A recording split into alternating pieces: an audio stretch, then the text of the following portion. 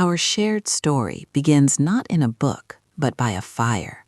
On a frozen steppe, under a canopy of stars, a small band huddles for warmth. Here, a storyteller weaves their world into words, the memory of a river, the path of a herd, the track of the constellations. For these first people, stories were more than entertainment. They were maps for survival. And soon, those maps would lead them not to new hunting grounds, but to a revolutionary idea: staying put. That gamble on a single seed paid off along the fertile banks of the world's great rivers. Beside the Nile, the Tigris, and the Euphrates, harvests grew beyond need. This surplus was the dawn of a new age. It fed not just farmers, but priests, soldiers, and kings. Marks on clay tablets evolved into laws. Granaries became temples, and temples gave rise to thrones. Fields shaped people, and routines hardened into the first institutions that could tax, trade, and build for generations.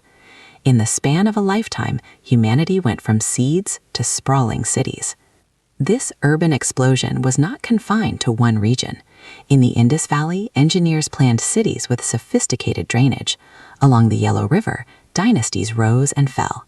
Across continents, empires surged, fractured, and were born again. In their wake, new questions arose. How do we live together? Sages and prophets offered answers that would shape civilizations. On the Silk Road, goods and ideas traveled together, braiding belief with power. But this interconnected world proved fragile. A great plague swept across the land, shattering populations and shaking the foundations of power.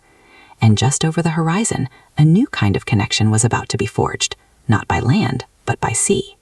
On a dark sea, the Atlantic Ocean transformed from a barrier into a highway. During the 16th century, ships guided by maps of guess and ambition linked continents once separated by eternity.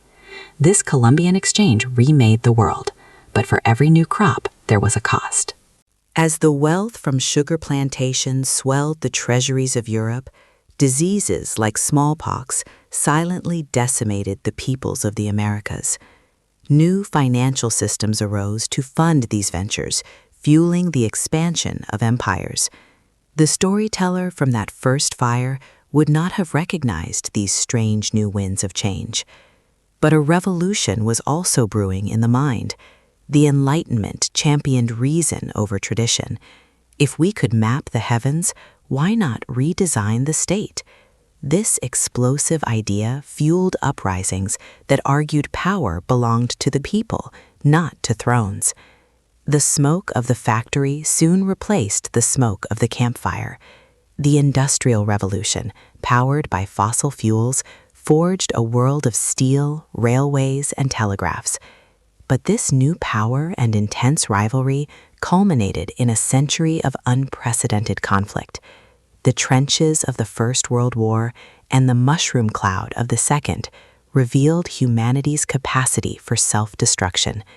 In their aftermath, old empires crumbled and a new Cold War divided the globe, even as it accelerated our race to the stars.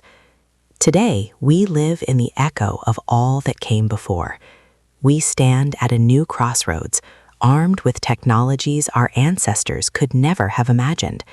We can edit the very code of life and connect instantly across the globe. But we also face challenges on a global scale, a changing climate and pandemics that demand a shared purpose. From the first story told around a fire to the lines of code that now circle the planet, the fundamental questions remain. How do we survive? How do we live together? And what story will we choose to write next?